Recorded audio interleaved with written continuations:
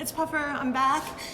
We are at the ceramics studio at San Diego State University in San Diego, and today I am going live to demonstrate some techniques, finish some building of pinch pot objects from last week, and to begin a coil pot based on a working drawing or a scale drawing, which I'll explain. I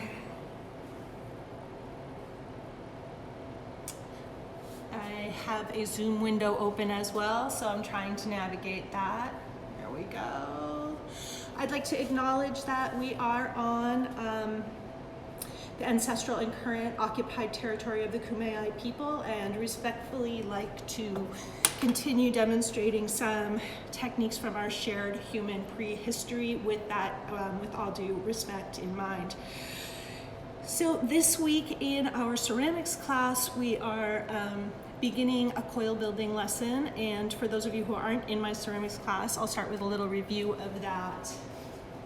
I've asked my students to research a pot from ancient ceramics and to either print out or somehow have handy an image of that pot. It can be a pot from any culture and any time period, as long as it's old, 1000 AD or before, so prehistory to 1000 AD. From that, we make a scale working drawing. So we scale it up to a minimum of 12 inches tall. And in their lesson, I showed how to do that, but pretty much just taking the shape of this pot as a point of departure and scaling it up to 12 inches tall and trying to get the proportions, if not exactly correct, then in a pleasing proportion. Then measuring the drawing so that you know the target points that you need to hit when building. So we know at the base of this pot it's 3 inches wide in diameter, so we need to build a 3-inch base. By the time we're 3 inches tall, however, this needs to be 6.5 inches wide. So I've measured incrementally every 3 inches, and that way I know the target widths or diameters that I need to hit with every 3 inches. Now, there are some areas where it gets a little complex, where you might need a measurement more often than every 3 inches, and so you would just adjust accordingly. Now, the reason I show this drawing is because I want to just to reinforce the fact that this is a working drawing, not intended to be a work of art, something that's intended to function as a map as we're building. So I'm just gonna leave that up there. Now, I know I need a 3-inch wide diameter base for my pot, and so I'm gonna start with a ball of clay, completely round. And 3 inches isn't very much, so it's a small ball of clay. And as we start with our clay, everything we do with clay is compression, right? So every time we're squishing it together into the ball and smacking it back and forth between our hands, we're compressing those particles and making them super strong. That's really important. Then I have this ball of clay perfectly round. Work it until it's perfectly round. So I'm in the ceramics department at San Diego State University. It's in the basement of a building, and it's very cold and wet down here. So I have no problem keeping my working clay hey Megan, I have no problem keeping my working clay workable. For those of you who are working outside or in a hotter, drier place, you may want a little mister or spray bottle handy.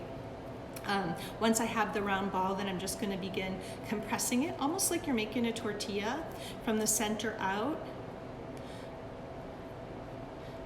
And if you compress it perfectly from a perfect round, it's going to end up being a perfectly round disc.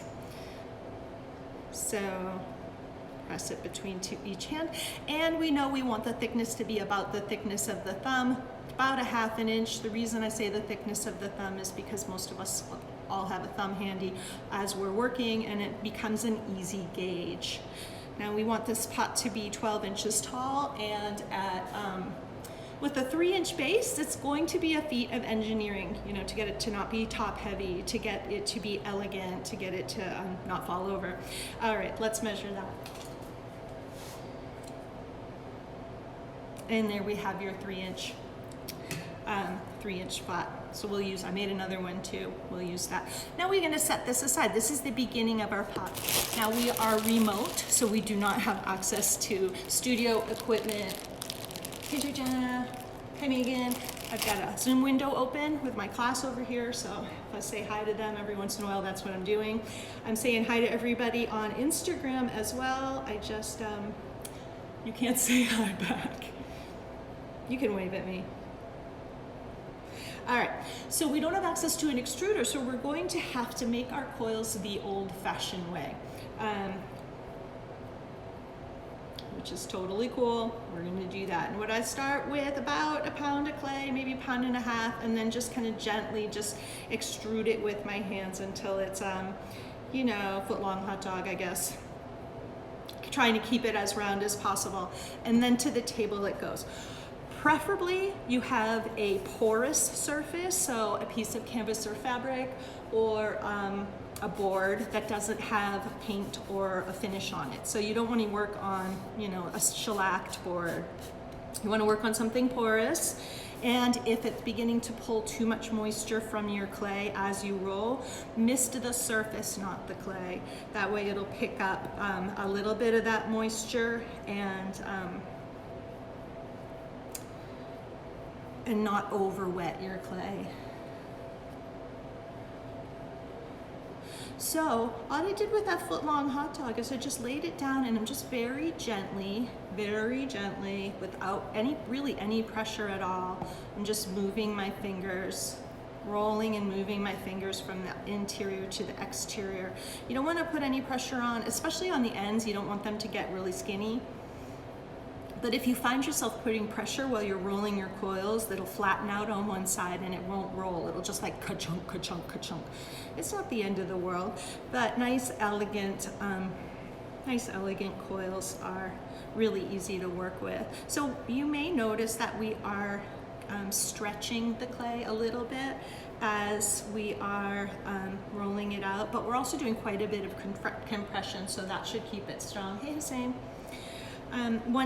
Depending on the size of your table, you may run out of space for your coil, and just pinch it.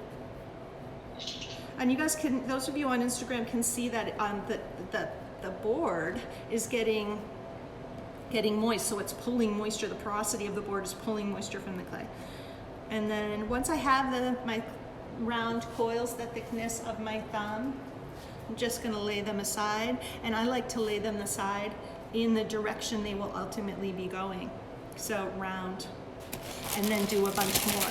I never want to prepare more coils than I'm going to be able to use in one day, and I'll explain that in a second too. The reason why I leave them in the direction they're going to be going is I want those particles and that moisture to remember that they're going to be round. So we just made a straight coil because that's the process of making them, but we don't want to store them straight because we want the particles and the moisture in there to know what direction they're ultimately going to be going in. So I know I talk a lot about compression and particle direction, but it's really important because everything is going to dry and shrink in drying and firing back in the direction of which it was made, right? So, and clay also, it's going to want to go back to wherever it was most compressed. So if it was compressed, really well compressed in a straight line, and then later on you sort of half-ass bent it into a circle, it's going to want to straighten out later as it dries and fires. So that's what we call memory. That clay has memory. I don't know if you guys have heard that before. So I'm trying to maximize my desk space here. I have like a little rectangle and I'm going diagonal. All right, so I told you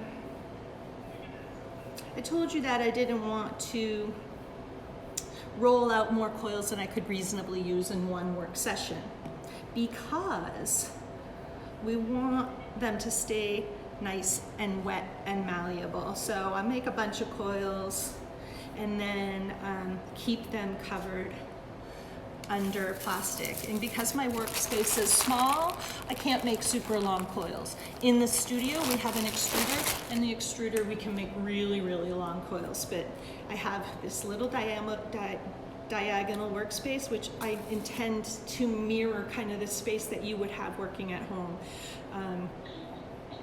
I don't want to be demonstrating something that you would not be able to do at home. That wouldn't be fair. So I'm trying to give myself the same parameters that I've given you in this post-community studio world. And so I'm just going to make another one and then we can start building. I actually started,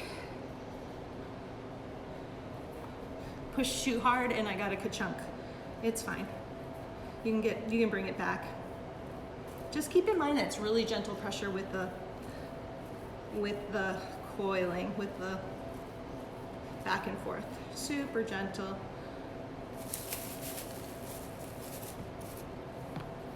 So my class that's on Zoom right now, it's just kind of a hangout. So if you guys want to unmute and ask any questions, if you can open another window with Instagram, you'll get a better view of the desk. I don't really have like a setup where both my computer and my phone can see the desktop, but I have recorded a bunch of videos for my class that will be in your module of the desktop. So you're not missing anything if you can't get to Instagram live feed. It's sort of just a bonus and a hangout. All right. So, yeah. Are we not doing cups and saucers in class this week, or? No, that's a good question. No, we are doing cups and saucers in class. What I'm doing right now is our next project. So. Okay. We're doing cups and saucers, and I always like to introduce the next week's project while we're still doing the previous week's one, and there's a couple of reasons for that. The main reason is that at some point in your working, you sometimes have to let your piece rest, and when your piece is resting, you want to have something else to work on. You're gonna see, so this is just bonus, and it's really material that's going to be included in next week's module. So, okay. But that's a really good question, and that's why I start so many projects all at once, because there's going to be times when you're working, you want to take the next step, right? But the work is it's too wet and needs to firm up a little bit, or you need to make this one other component first. You want to be able to have something to do while you wait for your work to catch up with you. So as I was chatting, I slipped and scored this 3-inch base that I made. It's really important to slip and score that first. I'm going to attach the first coil. So this is my 3-inch base. It corresponds to this part of the drawing right here, the bottom. I know it's hard to see. And then I'm going to add a coil. If I can get them untangled here, gently add one of these coils I just made. Keeping the direction I stored them in. So I don't want to take this coil that I stored like this and then make it go this way, right? Because that's just going to confuse the particle. In fact, I'm not even going to use this one now, but I wanted to show you that. I stored it in this direction, so I am going to keep it in that direction, and I'm going to slip and score it. So I think that we just use Tuesdays to like make stuff and like talk about stuff, but all of the content in my courses is pre-recorded, in small demonstrations that are in the course itself. So if you're not taking the course because you're on Instagram and you're my friend, then this is similar to what we're doing in class, but not exactly the same. I just feel like I want the content to be available in a more informal fashion outside of class time. So I've got this board on my banding wheel, and I just slipped and scored that first coil on here. And I placed it right on top of the base. So I placed the first coil right on top of that base and slipped and scored really well. And it's, even though I need to widen, the very first coil needs to go directly on top of the one before it. And then I'm gonna get this tool. This is your wooden knife. It's in your 8-piece pottery kit. It's used for undercutting the feet in on real wheel thrown work, but we also use it really as like a duplicate thumb.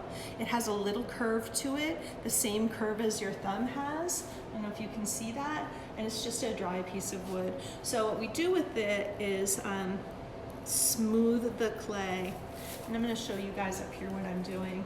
I'm going to take the clay and join it down by sort of just pushing a little bit of it both on the inside and the outside. Now I'm holding this board up with my hand so you can't really see. Ideally I'm supporting the inside when I am doing that. And I have this rectangular, I'm gonna move this. I have this rectangular board on my banding wheel that's just bumping into my coils all the time. So, important factoid about coil building, the first coil has to be slipped and scored really well because the pad, the 3-inch pad we made, has particles going, you know, flattened out in this direction, kind of linear, like a lateral direction, and the coil that we're placing on top of there, the particles are going in this direction. So it's really important that we meld them really well, because as the piece dries and shrinks, they're going to want to pull back in the direction they were made. And in this case, that's the totally different directions. So we join them together really well. In coil building, we always join down. I know we're building up, but we want to join from coil down to the coil beneath it. That's what keeps it super strong. We also only want to join one coil at a time. So the temptation is to do one long coil and snake all the way up and be like, ta-da! But it doesn't really work that way. One coil at a time, and then offset the seam. So I'm measuring another coil. And when I measure it, if it's a little too long, I'll just measure it and then I'll just slice between the two, and remove the inside and the outside. I want to make sure I offset that seam. And this one, I want it to be a little wider, a little bit tiny. It's right on top, but it's a tiny bit on the exterior of the one underneath it. So I just made these coils right now, you saw me, and I am slipping. I don't need to do quite as much slipping and scoring with subsequent coils today. The first one's really important because of the particle direction, but the second coil that you put on, you don't have to go super crazy with the slipping and scoring because the particles are all going in the same direction. It's the same clay pulled out of the same bag on the very same day. And that's the reason why you don't want to make more coils than you can use in one day, because if a day or two has gone by, or 10, these coils are not going to have the same moisture level anymore, and you'll have to do a lot more rigorous slipping and scoring to get them to join together. So this is just a little lightweight scoring because the clay is quite sticky, and then I can go ahead and plop that right on top of there. So when in doubt, slip and score really well. But if it's the same clay with the same particle direction, made on the same day from the same bag, you can go ahead and just keep building up one layer at a time. And so it's kind of messy at first, so I'm joining down still, just kind of really quickly, just kind of sewing that one coil to the one beneath it, and it's just opening up a little bit. As we're adding the coils, as we're joining them, I'm supporting the outside. And you guys are all going to get this in your module. Supporting the outside, so we're not wiggling this form a whole bunch. It's compression that we're doing here, and that's what's going to keep the piece strong. So it's kind of messy, right, and dumb looking, and it starts a little slow. But once you have 2 or 3 coils joined, you can use your rib and start to make it a little prettier. So my rib, as this red one's a little bit more flexible, so I went to my other workspace to grab it. And then you can go in any direction as long as you're supporting the walls of the piece. So you don't have to necessarily only rib down. Ribbing down strengthens, but you're supporting the piece, you can rib up a little bit. It's probably a good idea, if you're making a large form, it's probably a good idea to stop while it's easy to get your hand to the bottom of it and clean it up on the inside, because eventually it's gonna be so big you're not gonna be able to really see how to smooth it down there. So let's stop every maybe 2 or 3 coils and smooth it just a little bit. Don't go overboard. We're messing with this quite a bit, so you don't want to undo all the beautiful fine finish work you've done. Don't do any beautiful fine finish work right now. This is only about, this is not even 2 inches tall, and it's about 4 inches wide, so I'm going to go to my drawing and I'm going to check and see.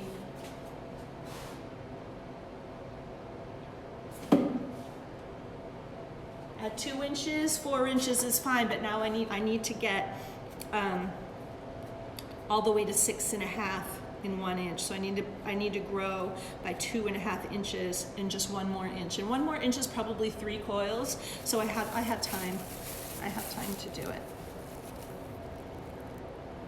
And I'm doing that by placing every subsequent coil just a little bit, not completely on the outside, just a tiny bit more open than the one before it. We can always expand. It's really hard to get something to narrow back in. So when in doubt, make it more narrow, because it's much easier to expand than to collar back in. So this is just a little bit more open. I'll show you what that looks like. Clay is really sticky, so it's actually sticking to my board. So see a little bit on the outside. I don't know if you can see a little bit of the inside.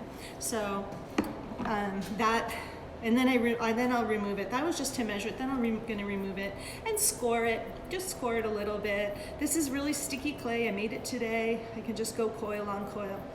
All right, so 1 coil at a time. And join down, keep it narrow, smooth every 2 or 3 coils. The temptation is to land a bunch of coils and then try to join it. Try not to do that. It seems like it would be like more efficient to score on 3 or 4 coils and then smash them all together at once, but it's really not. You can't make it quite as strong because there's so much movement going on when you're trying to join all those coils together. So resist the temptation to put a bunch of coils on and smooth them all together later, join them together later. 1 at a time is the best way to go. And then you can really be deliberate about how quickly you scale out. The other thing I don't want to see you do, I want to caution you against, is trying to like spiral up. The nature of the spiral, I'll show you with this coil, is that it's always going to be uneven. So if we spiral up, we're always starting with some unevenness here and then some unevenness at the top. So don't spiral up either. 1 coil on top of the one before. And I'm talking a lot, and this is going probably a lot slower than it would if you were like just focused in your studio by yourself. So I'm joining down, both on the outside and the inside with this wooden tool. You can just use your thumb too, especially once there's no more slip, once you're not using a lot of slip. Sometimes when you use your thumb and there's slip, it just slides around. You just can't get a grab on the clay, which is why I use the dry wooden tool. It seems to grab clay a little better than my fingers, but you don't need to use it. So once I got that coil on there, and just really continue to compress and then do the next one. All right, so coil on coil, no spiraling, no joining multiple coils at the same time. Always offset your seams. That's really important to remember. And if you have a coil, because you're working from home at home and you don't have a huge desk space, a huge workspace, and you have a coil that's not quite long enough to go all the way around, you can cobble together 2 coils. So like I have this one that doesn't quite go all the way around. I'm just going to cut a shorter one for right in there. just as long as you have that seam offset. So you don't want to put the seams in the same place every time and just unzip. Potentially, it might not. Also, I don't know if you noticed, but like where the coil's touch ends, I don't usually slip and score that. I just compress that together. For some reason, I'm not in the habit of doing that, so I don't do it, and it seems to work out just fine. But there's another good reason why you would want to offset those seams. In case that compression wasn't quite good enough. I don't know if you mentioned this, but are we all going to be doing the same pot, or is our research going to give us different pots? Your research is going to give you different pots. It's really up to you. Like I left it really open-ended. It's really up to you what pot you choose. So you can start from a culture, or maybe there's a culture that really appeals to you already. Like you've always loved Japanese, or Korean pottery, or Central American, pre-Columbian. I mean, whatever appeals to you personally.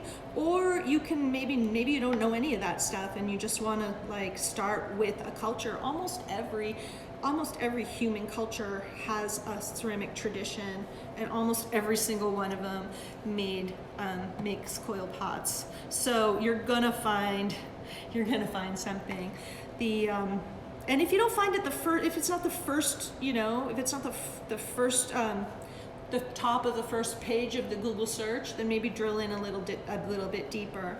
With academic research, you need to remember that it has to be from a reputable source, right? It can't just be a pot you love on Instagram, or like, no offense Instagram, but or Pinterest, right? Because there's no provenance information on that. You won't be able to verify that it's from a certain culture, or that that it is a legitimate historical pot, and then you kind of want to know the chain of command. Yes, if it's my pot is a Brazilian funerary jar from the Marajo people, and it's in the possession of the Denver Art Museum.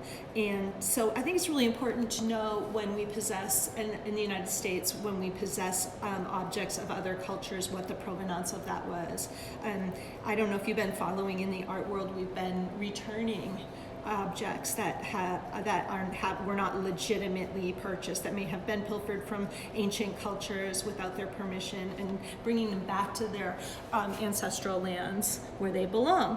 So I figured out that the Marajo pot, the funerary jar from the Denver Art Museum, seems to be a legitimate purchase, but I think it would be significant to your pot, your work, to know that.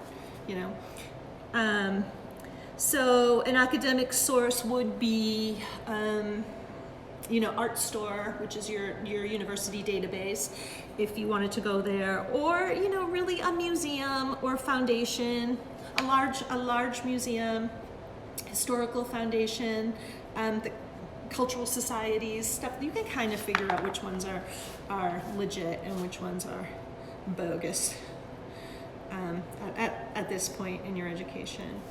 But that's a really good question. So it's really up to you what culture, what pot. Find a pot you like. It's important that the pot be upright. So this technique does not lend itself to large open vessels in the time frame we have for it. Because as you, let me give you an example. So here I am growing widthwise, we're growing gradually here. If we are cantilevering wet clay really open, we're gonna have to work really, really slowly, because it's gonna flop open. So because we only have I only give you guys 2 weeks, maybe a little bit more for this project, and it's plenty of time, but with a large open bowl, you'd be adding a coil every day and really babysitting it in terms of not adding too quickly. And having it not fall over. I am not a proponent of stuffing a piece with newspaper to keep it in shape. I'm not a proponent of building scaffolding around it. Clay, when adequately compressed, and when the timing is right, and I absolutely believe this, when the timing is right and the compression is good, you can make anything. It will support itself. So it's just a matter of the correct dryness level and a good amount of compression. So, yes. Sorry. When Hi. we get to the part of like decorating it and then eventually glazing it, Mhm. does that have to like go along with like the tradition of like the style of pot that we chose and what? No, I understand. Yeah, I get the question. No, it doesn't. So the idea is this. I'll talk you through start to finish. The idea is this: to find a pot that excites you, that appeals to you, and that suits the parameters of the assignment, and then use it as a point of departure. I want you guys to learn how to make a scaled working drawing and to work from that drawing. But sometimes as we're working, we deviate from the drawing as well, because we start to want it to look a certain other way. So the historical pot is just a way of introducing, sharing our shared human history with pottery, kind of in a way, and also just as a point of departure with regard to form. So once you have that form, the surface design is really up to you. And I'm hoping that you'll update it with a contemporary story of your very own. So that's where you get to be creative and you can pretty much do anything you want. The reason I chose the Brazilian funerary jar is because, the design is really, I think it's really beautiful, but I think that a funerary jar at this moment in history is really relevant. Like, I think we probably need to make 450,000 funerary jars, and it's a way of honoring people who have passed, ancestors who may have passed, and sort of keeping a place for their earthly remains to be venerated and stored. So for me, that felt relevant right now, and so I chose that jar, and then that leads me to maybe want to do a surface design that also has a bit of that in it. But you could choose a funerary jar because you love the form and have your surface design have nothing to do with that. So it's kind of up to you and your process. So if you're one of these artists that kind of I work in a very linear fashion. I'm having one thought, then I'm having the other thought. And it's like, ooh, that makes sense. I'm not I do a bit, not much of a free associator. I kind of, but so it depends on how you think, how this is going to reveal itself to you and what you're interested in. But the idea, and we'll look at some artists. We'll look at Roberto Lugo, and I don't know if you've had a chance to see what the discussion topic this week is, but we're talking about the art of Roberto Lugo, and we watched a lecture of his where he talks about his work, and it's very personal. The subject matter that he puts on the surface of his pots, and he does very similar work to what I'm assigning you guys this week. So. His work is both political and highly personal, some a little bit more political and some a little bit more personal, but it's really, really up to you. It's about storytelling, I guess, but then I've had people succeed with this assignment by making it really designy. Like, I had an artist who was a staunch minimalist. She was not into surface design, and but she was, however, into a level of perfection, which when achieved kind of negated the need for an ornate surface design, if that makes any sense. It made sense. The pot made sense, the way she created it and the way she designed the surface. Does that answer your question?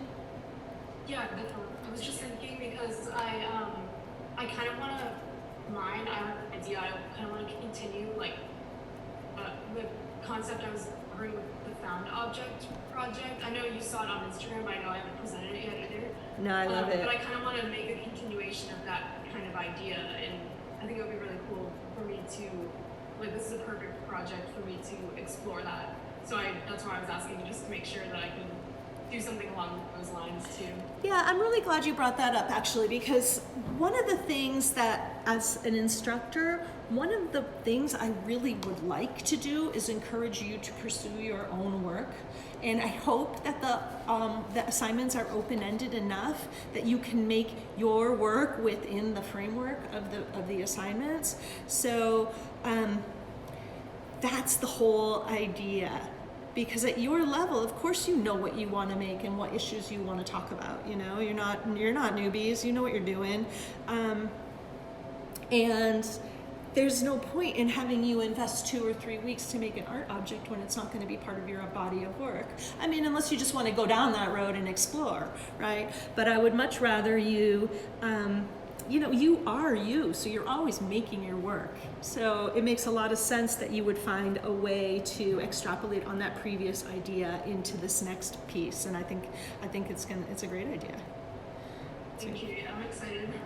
Yeah. So I hope every project is like that for you. I hope every project gives you enough flexibility that you can make your work within the framework of the piece. And if it doesn't, let me know and we'll adjust it. Because at the end of the day, you're developing a portfolio. You need to be able to take that with you. And you're developing your language. So, you know, I'd like you to have the tools in your toolbox. That's all. I don't care what I want you to use them your way. And then there'll be some tools that you'll have in your toolbox that you're never going to use again, or at least you don't think you will. Okay. We are at a little over 3 inches, but we are now at 6.5 inches wide. So that's what the scale drawing is for. Now I know that by the time it's 6 inches tall, it needs to be 9 inches wide. But I'm also at a stopping point with this piece. It's pretty strong right now, but if I were to add too much more width, it might start to like kind of wobble. So there's a lot of moisture in clay, obviously, and then there's a lot of weight in that moisture. So when this part has firmed up a little bit, it's gonna support that weight a little bit more. So this isn't necessarily like an urgent stopping point. I'm not feeling the weight of it yet, but I think this is a good stopping point to set it aside and work on something else for a little while. So this would be a good reason why you might want to you know, get really dug in on the project that's due this week, but maybe while you're taking a break from that one, get a few coils started on this one. So I'm putting that right there, and I'm going to just show you what became of that pinch pot piece I made last week. Here's the pinch pot sculpture. Remember, it started to look like a butt. And then so I put a vagina in the front because you gotta have both, or neither for all I care. And so it was sort of like tippy because it was very planar. So that's why I added these curly cues, one on either side. They're like little feet to support. So these little feet that are there are just to keep it from rocking back and forth. They're going to be really fragile until they get fired all the way through. So I have to be really careful about how I pick this up and place this down so I don't snap those little guys off.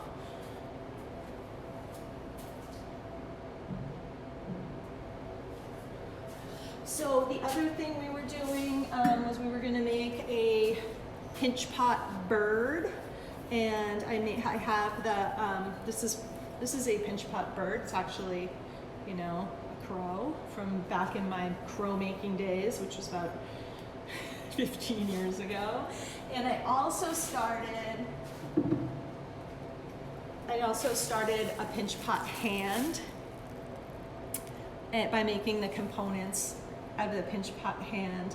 And I don't know if I mentioned to you, but my son is deaf, so what I really want to do was to make the I love you hand, the deaf symbol for I love you, and I didn't think that through before I made the pinch pots, so I'm not sure if I'm gonna be able to pull that off with the components I made last week, but it's an idea. So here are the components for the bird. Body, pinch pot, tail, pinch pot, head, pinch pot, right? And I also made its little beak, pinch pot. And I like my birds to have big old fat bird of prey legs. So I made, these are going to be cut at an angle, but I made 2 of these for that. So I'm going to go ahead and start putting this bird together. And then I'll put the hand together and see what we have for time. And meanwhile, I'm just letting my quill pot like rest. I'm just letting it rest for a bit. So we are working on a series of objects inspired by the cup and saucer, but with a really kind of open-ended, you can really make anything you want. I think when I think about cup and saucer, and maybe it's different for everybody, but when I think about the cup and the saucer, I think about an intimate handheld object. That's what comes first to mind. And I think about a container, but I think about the container second. Like at the end of the day, a cup is an intimate handheld object that can, that probably contains something, but its intimacy has to do with the fact that it engages with the mouth, and the mouth, and so that's an intimate kind of engagement. So that's how I think about the cup and slash sauce and or saucer. But you can think about it really any way that you want. You could make drinking vessels with an actual saucer on the bottom, or like I'm trying to figure out how this bird that I'm creating right here could in some way relate to the scale and intimacy of the cup. And I don't know how that could happen yet, but when we're talking about, it's just a format from which to be creative.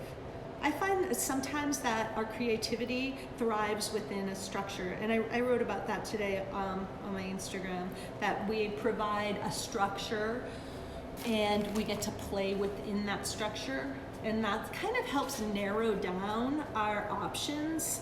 Like if you could just, here's some clay, make some art, like I think most of us would be really overwhelmed with the possibilities. So if I say, here's some clay, make some art using the cup as a format, as a point of departure or a format, then that's open-ended enough that it's probably going to be small. You're going to be working in series, and then series is another really rich way of working. When you make more than one thing, you kind of you grow with each iteration, and it can be really useful. There's a reason why ceramicists, there's several reasons why ceramicists always work in series and in sets. One reason is because dinnerware is often meant serving multiple people, right? So that's kind of obvious. But another reason is that we work in a breakable medium. And you might break something, so it's always nice to have more than one. But I think there's even more to it than that. I think that we like many because we're allowed to cycle through ideas. Ceramics is kind of immediately, you can make your stuff pretty fast, right? So you can cycle through a lot of ideas by making a lot of little small things. It's almost like sketching, if you want to think about it that way. So what I did was I took the larger pinch pot and I connected it to the more flattened triangular pinch pot, and now I have this like, I can already kind of see a bird in it, but it could be any number of things, I suppose. It's a sculptural form. And then I'm going to decide where to put its head. Like I kind of like this like sort of nefariousness of a hunched over bird with a little head sticking out. And I think maybe if it were flying, its head on the end might make more sense.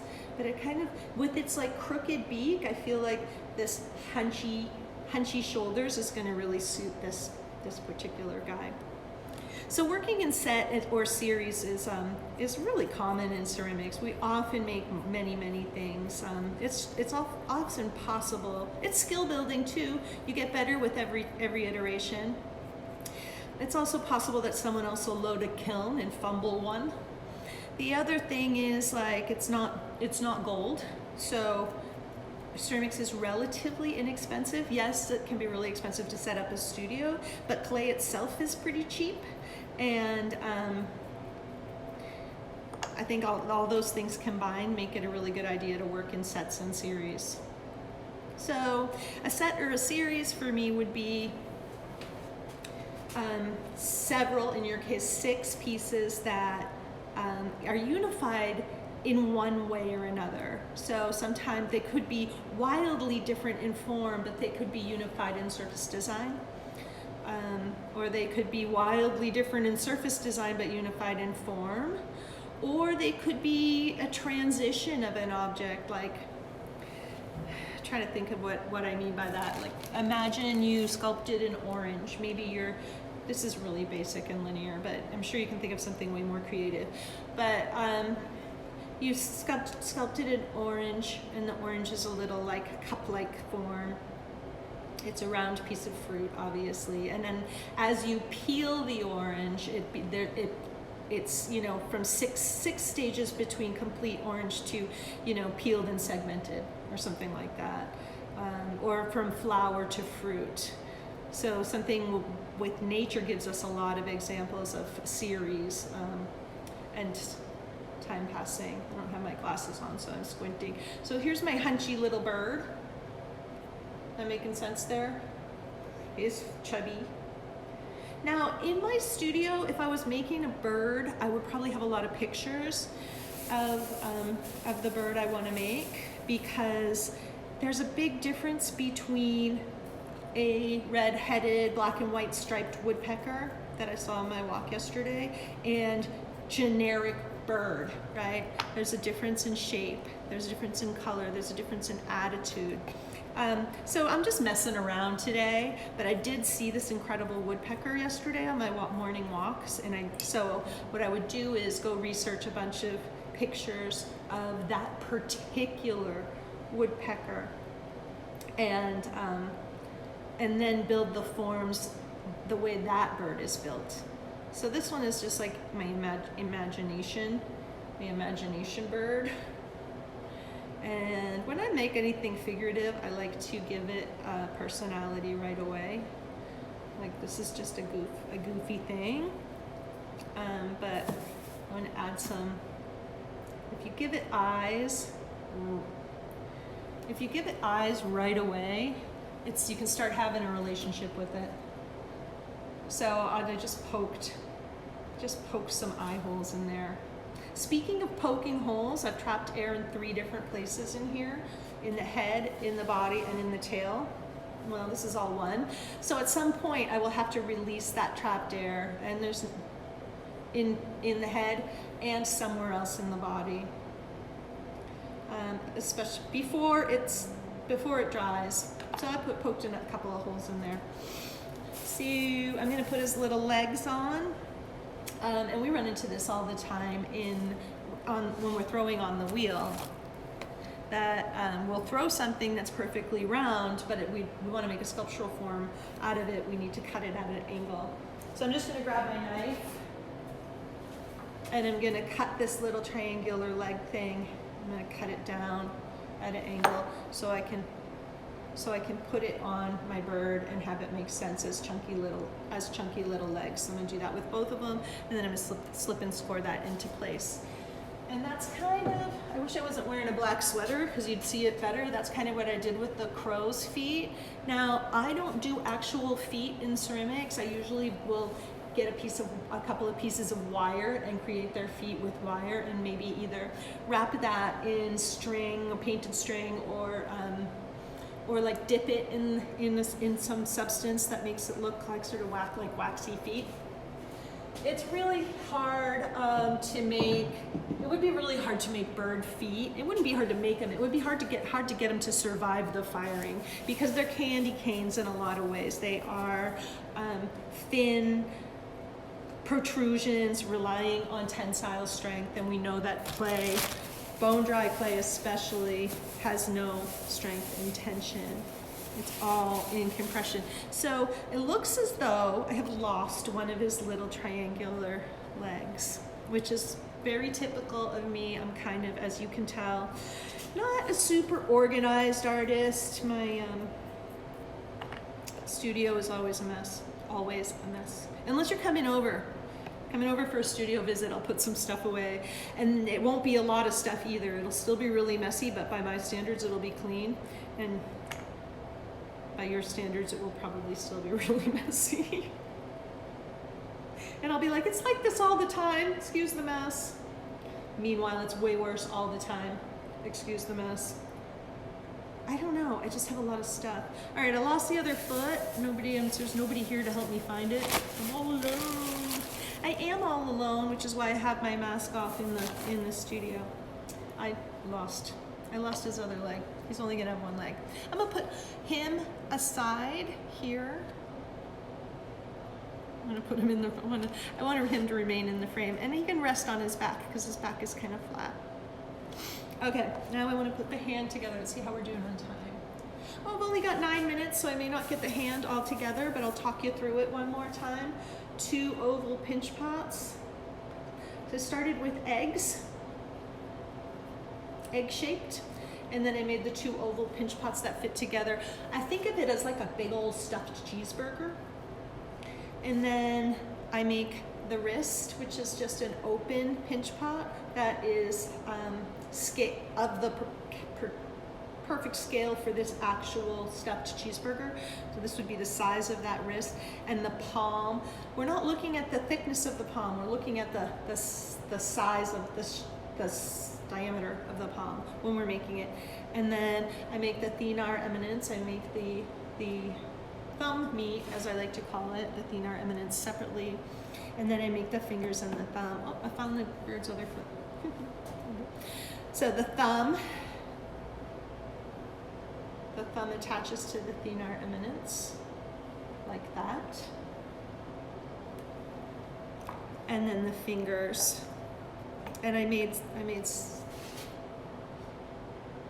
5 fingers, so I have several to choose from.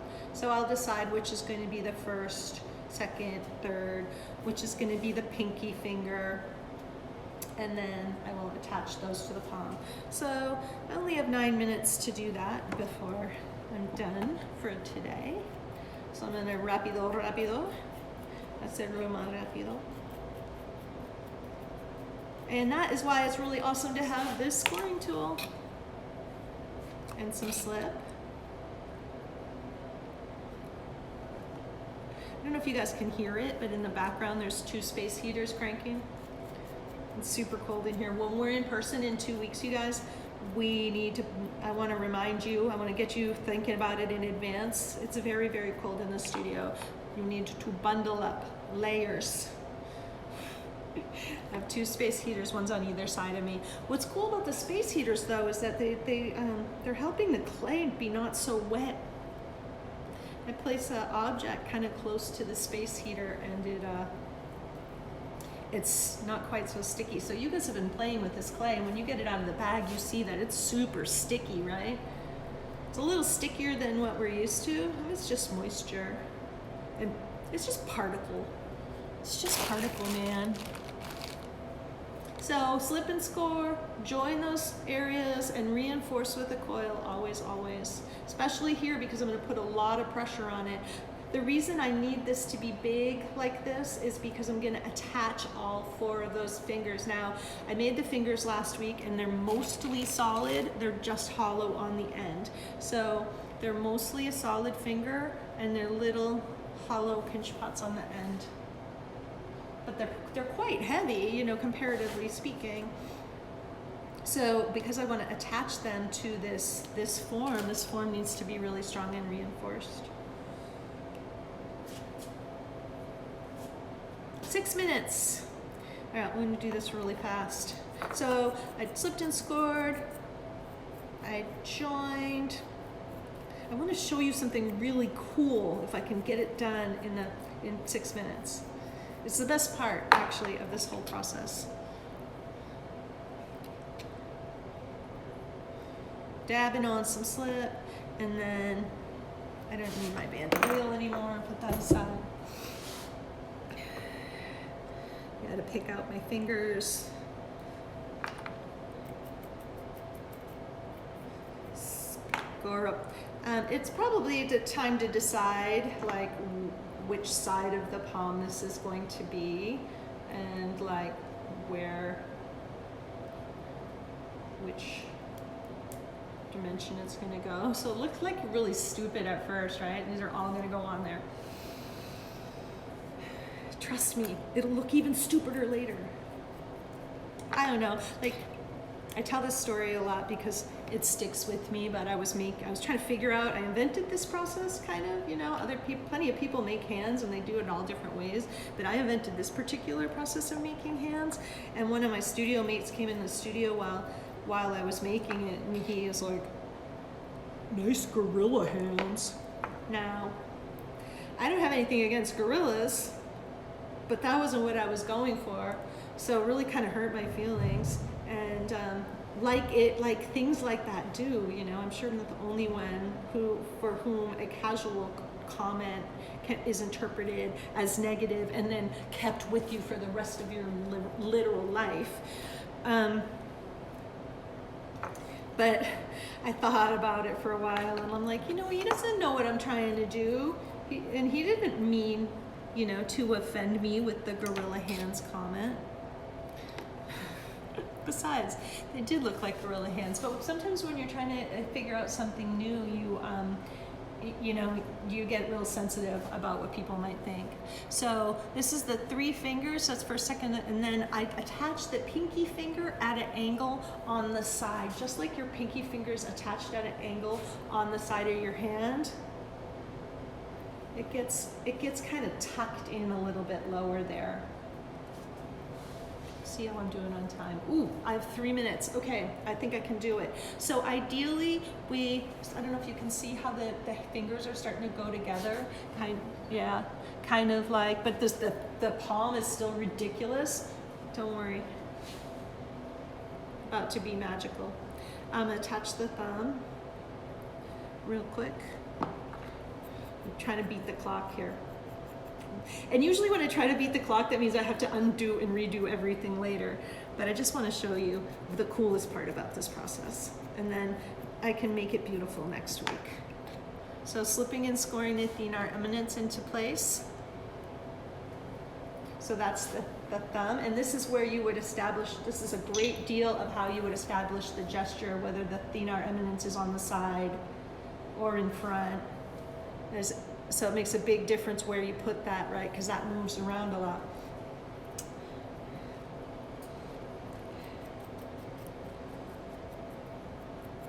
So I'm just gonna put it arbitrarily. Forget the I love you gesture, that's gonna be next time. But Oliver, if you're listening, I love you. Also, love all of you as well, and all of you. Oliver's my son. So attach the thumb. You see how we touch the thumb there? Now all of this is going to be made beautiful later, but the key now is that these are well attached and of skill. Look at this massive burger-like palm. Now we can get rid of the air in there and compress in the gesture. So I poked a hole and I can push air out of that hole.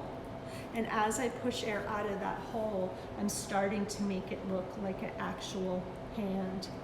So as I push air out of the hole that I made, I'm starting to get it thin and in the shape of an actual hand.